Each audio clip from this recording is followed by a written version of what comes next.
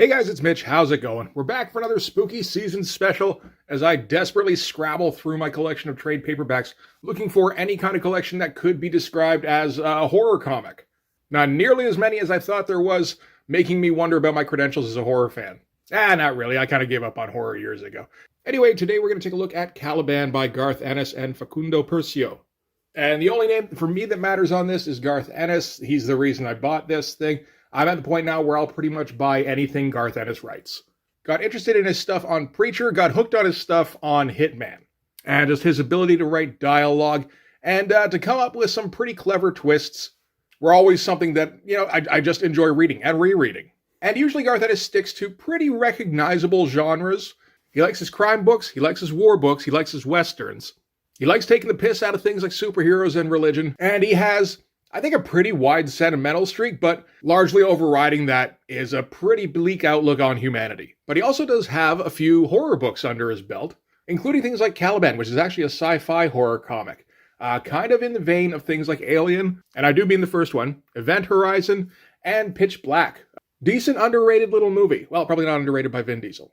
So, what's it about? All right, so CALIBAN is the name of a ship in this case. This is the CALIBAN.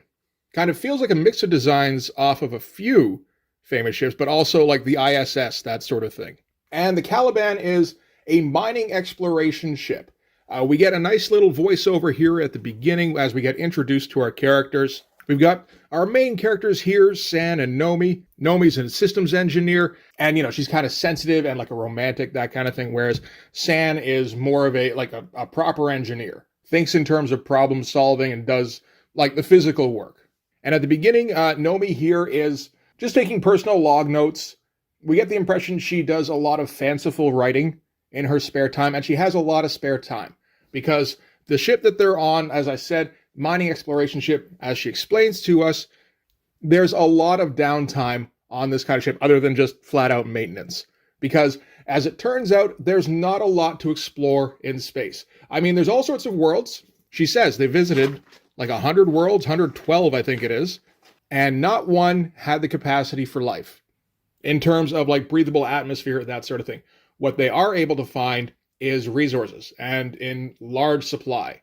So these ships, while they are, I think, ostensibly looking for habitable worlds, civilization, that kind of thing, the Star Trek mission, really they're not finding anything. So in the meantime, they're harvesting these worlds for all their ores, minerals, all that kind of stuff, and sending it back to Earth, which is apparently just basically one big factory these days.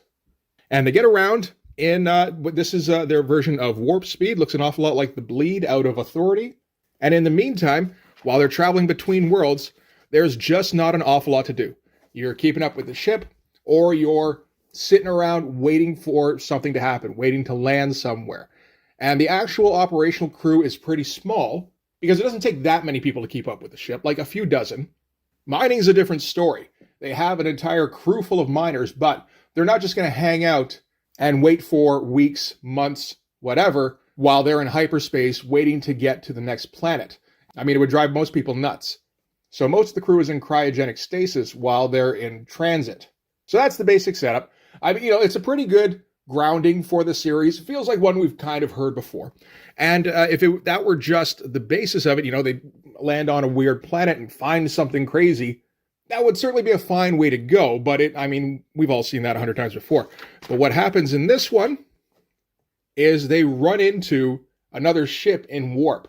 And when I say run into, I mean they both basically try to occupy the same space at the same time. They have to yank the ship out of warp, which saves the ship and, some of the crew. And then they have to figure out what the fuck just happened. So their ship is now fused with this alien ship that they have no previous contact with. All sorts of damage happens to the CALIBAN, and the cargo hold ends up getting open to space, dumping out all of their mining equipment and dumping out all of their cryogenically frozen crew. And those crew, they're just gone. Nothing they can do for them.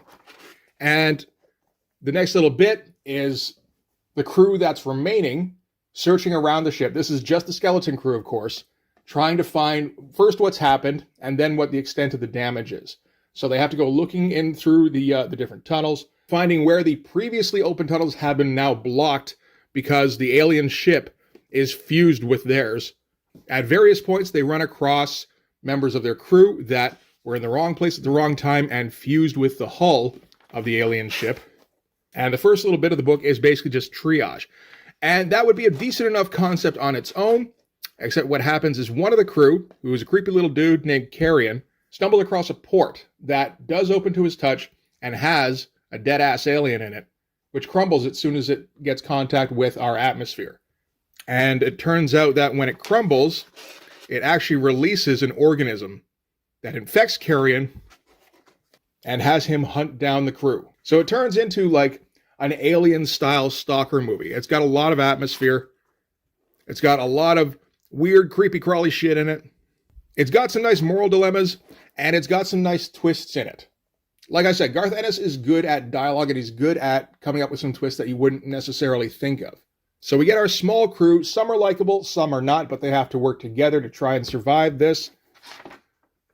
And of course, the organism that's infecting Carrion is going to do its best to make that basically impossible. So I do like the story quite a bit. The art is okay. You know, it's competent.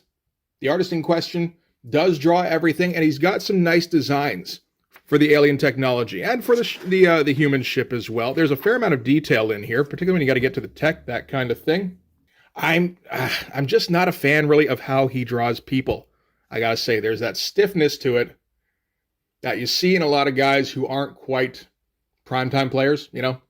He has a little bit of difficulty with expressions, and the overall style is kind of cartoony and I guess bright would be the word. Like, there's not a lot of shadow in this, and there really should be. This should be a creepy-ass alien book. I'm not saying you got to get Frank Turan or anything for this, but I mean, you do need somebody, I think, who uses a fair amount of black in the page if you want to get across that creepy, walking through a ghost ship kind of feel. And the story's pretty great. You know, naturally, all the crew members get picked off one by one until our main pair of San and Nomi are the only ones left. And they're a likable enough pair. Nomi is a little bit too airheaded for my taste, but San does tend to offset that, so that's nice. It's very plot-driven, very dialogue-driven. There's not a ton of really spectacular visuals, although there is the odd one that's pretty nice in terms of imagination, if not execution. So yeah, that's Caliban. I recommend it. I'll recommend pretty much anything by Garth Ennis. I don't care. It's a pretty great little sci-fi horror story, which I just don't see enough good ones of those. Part of that's on me for not looking hard enough, but part of it's just like, you know, I feel like it's one that isn't executed very well very often. So anyway, that's going to do it for this one. I got a few more trades lying around. I think maybe I can survive until the end of the month, but we'll see how it goes. So I'll get another one out tomorrow, but for this one, that's going to do it. Thanks again for watching, guys. I'll see you in the next one. Bye-bye.